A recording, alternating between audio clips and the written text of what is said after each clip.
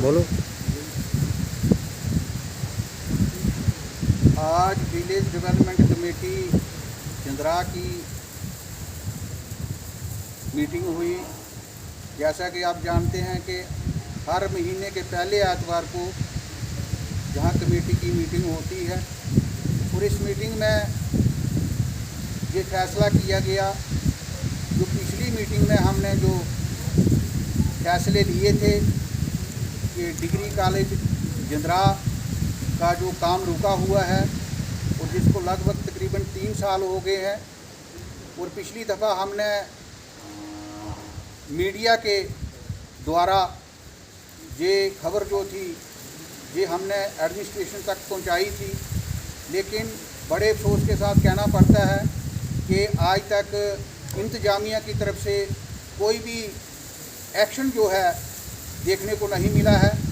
तो आज हमारी इस मीटिंग में ये फैसला लिया गया कि एक मेमोरेंडम डिप्टी कमिश्नर जम्मू को इस सिलसिले में दिया जाएगा, जिसमें तमाम कमेटी के मेंबरान ने ये जोर दिया कि इस मेमोरेंडम में डिप्टी कमिश्नर जम्मू से ये गुहार लगाई जाए कि जो डिग्री कॉलेज जिंद्रा का काम 3 साल से रुका हुआ है और जिसको जो डिजास्टर मैनेजमेंट और टेक्निकल डिपार्टमेंट और हायर एजुकेशन वालों ने ये फैसला लिया था कि 3 साल तक हम इस बिल्डिंग को देखेंगे कि आने वाले जो पिछले 3 साल हुए हैं इनमें बरसात के मौसम में इसको कोई मजीद नुकसान होता है या नहीं होता है।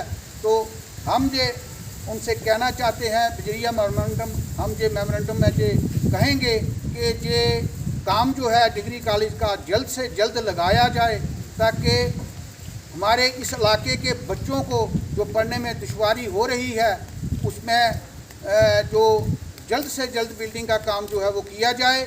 इसका जो पेंडिंग काम है उसको किया जाए। अगर ये बिल्डिंग सही है तो इसको बनाया जाए। अगर जो भी रिपोर्ट वो टेक्निकल डिपार्टमेंट देता है तो उसके आधार पर जल्द से जल्द इसका काम लगना चाहिए। तो ये फैसला आज इस मीटिंग में लिया गया। दूसरा हेल्थ से रिलेटेड है, जो हमारा PHC जिंद्रा है, प्राइमरी हेल्थ सेंटर जिंद्रा।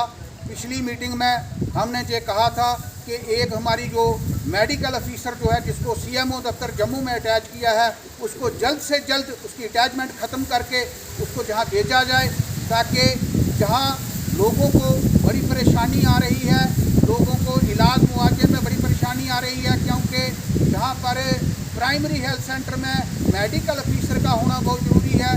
तो इस पर भी तमाम मेंबरान ने ये फैसला लिया कि मेमोरेंडम में इस मसले को भी हाईलाइट किया जाए कि जो प्राइमरी हेल्थ सेंटर है इसके बारे में तवज्जो दी जाए। और तीसरा, इसके साथ रिलेटेड एजुकेशन जो हमारी सेकेंडरी एजुकेशन है उसमें भी बेहद स्टाफ की कमी है और बच्चों को पढ़ने में बड़ी दुश्वारी आ रही है। तमाम स्कूल इस इलाके के जो है वो अंडर स्टाफ रन कर रहे हैं। स्कूलों में स्टाफ की बेहद कमी है और एडमिनिस्ट्रेशन की इसकी तरफ कोई तवज्जो नहीं है। तो इसकी इस सिलसिले में भी मेमोरेंडम के अंदर इस मसले को भी उजागर किया जाएगा। तो आज तमाम इसके साथ ही एक जुड़ा हुआ जो हमारा मसला है, जो तहसील का मसला है, आप सभी जानते हैं, सबको पता है कि जब 2014 में इलेक्शन हुए थे उससे पहले जब तहसील यूनिट बने थे तो हमारी तहसील जो थी उसको इग्नोर किया गया था। तो तब हमने प्रोटेस्ट भी किया था। प्रोटेस्ट के बाद हमारे साथ नेगोशिएशन हुई। नेगोशिएशन में ये फैसला हुआ तो उसमें हमारे एक्स MLA देवेंद्र राणा जी जो थे वो मौके पे आए, उन्होंने हमारे साथ वादा किया और इस सिलसिले में हमें बहुत हद तक कामयाबी भी मिली। हमारा तहसील का आर्डर भी हुआ कि जिंद्रा कैबिनेट की दोबारा मीटिंग हुई, उसमें जिंद्रा तहसील को मंजूरी दी गई। लेकिन बदकिस्मती से जब एक थोड़ा सा काम जो बाकी रहा था कि तहसीलदार साहब को जिंद्रा में बिठाना था, तो उसके इलेक्शन का भी उस वक्त जो था वो टाइम आ गया था। तो जैसे ही तहसील का आर्डर हुआ उसके साथ ही code of conduct election commission ने लगा दिया। तो जिसकी वजह से हमारा ये काम जो था पेंडिंग रहा। और उसके बाद जो 3 साल गवर्नमेंट बनी भारतीय जनता पार्टी और पीडीपी की, उसमें किसी ने भी ये इनिशिएटिव नहीं लिया कि जिंद्राह में तहसीलदार को बैठाया जाए, क्योंकि कैबिनेट का आर्डर आप सभी जानते हैं कि कैबिनेट का आर्डर जो होता है वो कैबिनेट का आर्डर होता है। उसको कैबिनेट आर्डर जो है उसको कोई रद्द नहीं कर सकता। अगर उसको रद्द करना हो तो दोबारा कैबिनेट जो है वो लगती है, फिर उस कैबिनेट आर्डर को क्वैश किया जाता है।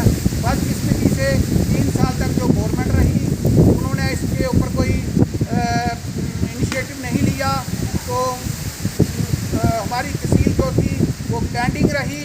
और अब हम कहना चाहते हैं कि ये तहसील जो है जो हमारा एक बुनियादी हक है, कि हमारी जहाँ 40 साल पुरानी नियाबत है और उसको अपग्रेडेशन को मिलनी थी, बजाय अपग्रेडेशन के उसको वहीं का वहीं रखा गया। हम समझते हैं कि इस पर सियासत हुई है और हमें जो है बैकफुट पे रखा गया है। ये हमें हरगिज़ बर्दाश्त नहीं है। हम ये चाहते हैं हमारे ये जितने भी मसले हैं ये हमारी लोगों की उम्मीदों, आकांक्षाओं और उम्मीदों से जुड़े हुए हैं। इससे कम या इससे हमें अंडर एस्टिमेट करने की कोई भी कोशिश ना करें, ताकि जो हमारी भावनाओं को ठेस लगेगी तो हम उसके लिए कोई भी हद पार करने के लिए तैयार हो जाएंगे। क्योंकि हमने आगे भी पहले भी 13 दिन का प्रोटेस्ट किया है, तो हम ये कहते हैं कि जल्द से जल्द इन मसलों पे एडमिनिस्ट्रेशन गौर करे।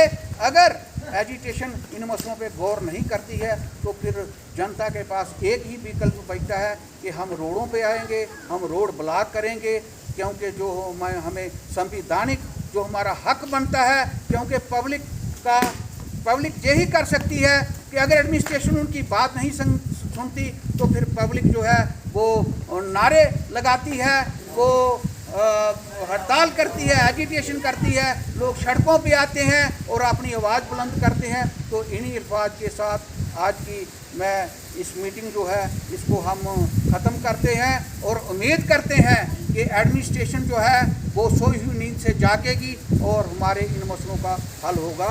जय हिंद, जय भारत।